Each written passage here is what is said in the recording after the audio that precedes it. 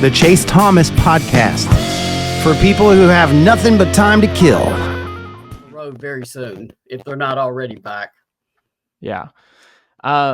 What's your current favorite Lady Vols hoops storyline? What have you been thinking about the most this summer when it comes to next year's team? The different style of play and what rotations are going to look like.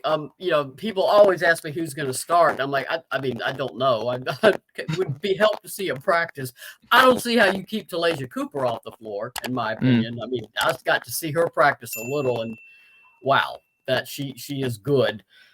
But I'm not sure how much the starting lineup is going to be. I know players want to start, but if she, is going to rotate players in and out, I mean, the minutes are going to be there. So that's a big storyline, is what's this going to look like? I think this team will be faster and more athletic. The question of the SEC is just so big with post. If Jillian Hollingshed and Lazaria Spearman, both 6'4", are ready to take on a bigger load, the question to me is what's going to happen in the paint. And not that they're not skilled post players, but the SEC is just so big inside and physical inside. And Tamari Key, while she was not as healthy as she could have been, was such a great defender and shot blocker that she changed how opponents attack the paint.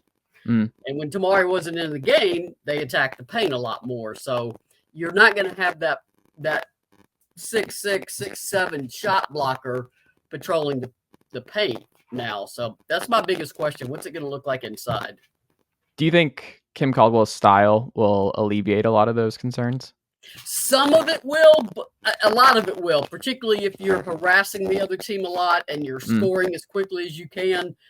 The problem is sometimes, or not problem, but with basketball, sometimes you have to defend in the half court. If you go against a team that has quick athletic guards who are excellent ball handlers, you're not going to slow them down as much as you would a team that could possibly be bothered more by full court pressure.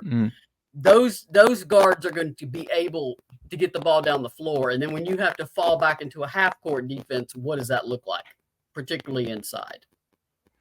What do you think the biggest minutes battle is going to be, and who do you think it's going to be between going into fall camp? I mean, with her style of play, I don't know. I mean, she's going to play a lot of players. I mean, they added the last one, I think she's 6'2", the forward out of Pitt via Spain, I believe. Rapa Lucci Iodel, I think is how you said. I want to butcher that, but I think it's Rapa Lucci Iodel. And I saw where they're giving her, in quotations, it says favor, but I don't know if I'm pronouncing that correctly. But that would be a lot easier for. I was thinking of Brian Rice. He's going to have to get ready. He's going to have to get in shape this season, because if they're rotating in and out, he's got to be ready to go, telling us who's in and out on the radio. That's funny. Like a hockey, I've always been amazed at hockey announcers. Like, I just don't think there's anything more difficult than being a hockey announcer, because it's just so quick, and you have to be paying so close attention of who's coming in and who's not, and just being ready to go. I couldn't do it. Like, there's not a way. But that's kind of exciting though, right? Is to have this many just new options. And part of it is it's hard to forecast. So when people are going to ask you this fall, oh, who's going to start, who's not, you're like, well, I mean, I need to see what the style is. I kind of need to see. I think it'll be pretty evident early on who fits with this style and who doesn't. Do you think ultimately it's going to be it's going to be a team built around transfers for Kim in this first year? Or do you think they're going to play an important role? I mean, you do have, returning players, Jules Spear, proven player.